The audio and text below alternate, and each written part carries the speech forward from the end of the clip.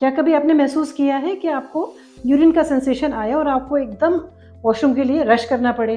जब आप जाएँ तो आपको बहुत ज़्यादा बर्निंग हो, पेन हो, बार-बार बाथरूम जाने की इच्छा हो। इसको कहते हैं यूरिनरी ट्रैक्ट इन्फेक्शन। मैं हूँ डॉक्टर ज्योति मिश्रा, गायनेकोलॉजिस्ट, और आज आपको बताने वाली हूँ मेरे इस वीडियो में यूरिनरी ट्रैक्ट इन्फेक्शन, जिसको हम कॉमन भाषा में यूटीआई कहते हैं शॉर्ट फॉर्म में, क्या होता है और क्यों होता है, कैसे हम उसको प्रिवेंट कर सकते हैं और कैसे उसको ट्रीट कर सकते हैं। तो आइए समझते हैं इस वीडियो में all about urinary tract infection, that is UTI. UTI होता क्या है? UTI means infection of the urinary tract. Urinary tract बनता है किडनी, उसके निकलते हुए पाइप्स यूरेटर, नीचे ब्लैडर, यूरिनरी ब्लैडर और बाद में यूरेथ्रा। अक्सर इन्फेक्शन लोअर यूरिनरी ट्रैक्ट में होता है, जिसमें ब्लैडर और यूरेथ्रा इन्वॉल्व होते हैं। किन कारणों से होता है यूटीआई? बीइंग अ वुमेन अपने आप में एक रिस्क फैक्टर है आपको बार बार यूटीआई होने का। ऐसा क्यों है? लेडीज़ में यूटीआई क्यों ज़्यादा होता है? आइए पहले ये समझते हैं। लेडीज़ का जो यूरिनरी पैसेज फाइनल है, जिसको हम यूरेथ्रा कहते हैं, वो केवल 4 सेंटीमीटर्स का होता है, अनलाइक मेन जहाँ पे कि लॉन्गर होता है। सेकेंडली, ये वेजाइनल और एनल ओपनिंग के बहुत पास होता है।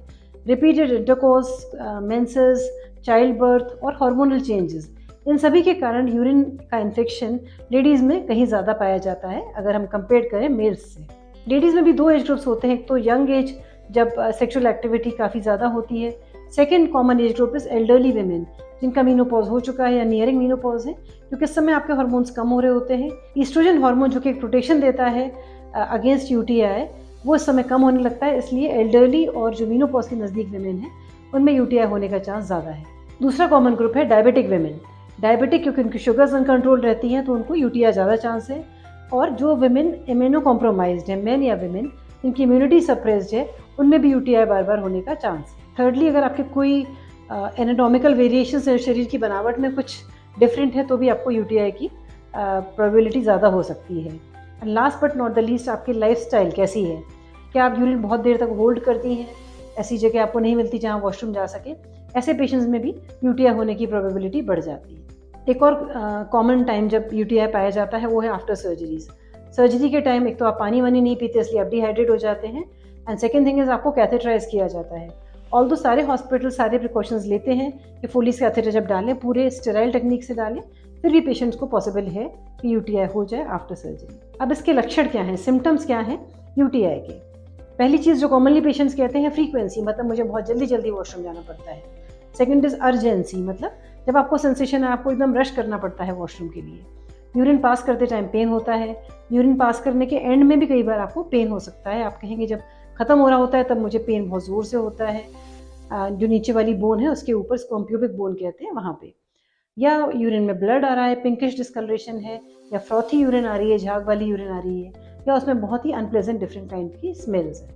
डार्क येलो यूरिन सुबह सुबह आना इज़ नॉट अनयूजुअल, क्योंकि आपने रात भर पानी नहीं पिया होता है, इसलिए first morning sample of urine आपका डार्क येलो आए तो दैट इज़ नॉर्मल। अगर यूटीआई हो गया है और आपको ऐसे सिम्टम्स आ रहे हैं, आप डॉक्टर के पास जाएंगे, तो डॉक्टर आपके क्या टेस्ट कराने वाले हैं? Most of the time doctors investigation में आपका यूरिन रूटीन टेस्ट, जिसमें हमको पस सेल्स, ब्लड सेल्स, कोई खास कास्ट क्रिस्टल्स, ये सब दिखाई देते हैं।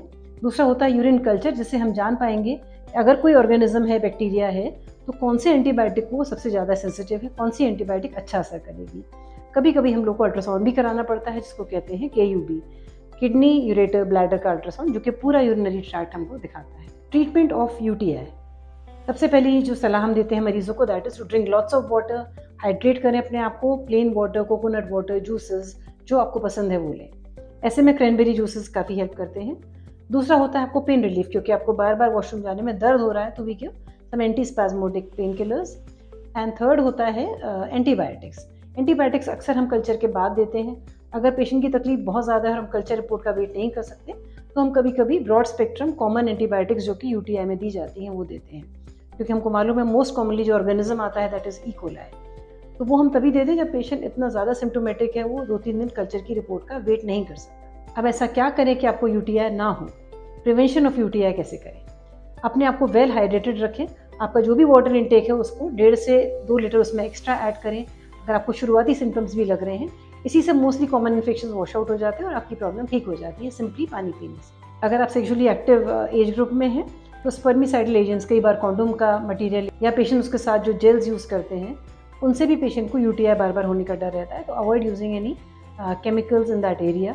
अगर आपको यूरिन एम्प्टी करने में बहुत स्ट्रेन करना पड़ रहा है, आपको कोई सूजन महसूस होती है, तो गायनेकोलॉजिस्ट से मिले। कई बार सिस्टोसील हो जाता है, ब्लैडर खिसक के नीचे आ जाता है, उसमें पेशेंट को प्रेशर सिम्टम्स जैसे फील होते हैं, तो एक गायनेकोलॉजिकल चेकअप से आपको एग्जैक्ट पैथोलॉजी का पता चल सकता है। जो विमेन एल्डरली एज ग्रुप में है, उनको बार बार यूटीआई होता है, उनको हम लोग पहले तो कुछ सूदिंग क्रीम्स देते हैं। अगर नहीं आराम हो तो हम कुछ ईस्ट्रोजन कंटेनिंग क्रीम्स जो फीमेल हार्मोन कैरी करती हैं वो देते हैं, जिससे कि लोकल एरिया में स्ट्रेंथ आए और पेशेंट को रिकरेंट यूटीआई ना हो।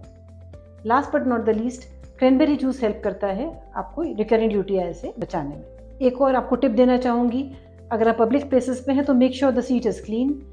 यूरिन को बहुत देर रोके नहीं, खास करके ट्रैवलिंग में हैं आप, प्लेन में हैं, कहीं भी ट्रैवल कर रहे हैं, तो मेक श्योर आप यूरिन अपने जैसे ही आपको अर्ज हो, go and use the washroom. जब कभी आप अपने आप को क्लीन करते हैं तो clean from front backwards rather than behind forward, मतलब urine vaginal and then anal opening आनी चाहिए, नॉट द अदर। यूटीआई को इग्नोर करने से या बार बार यूटीआई होने से क्या सीरियस कॉम्प्लिकेशंस हो सकते हैं।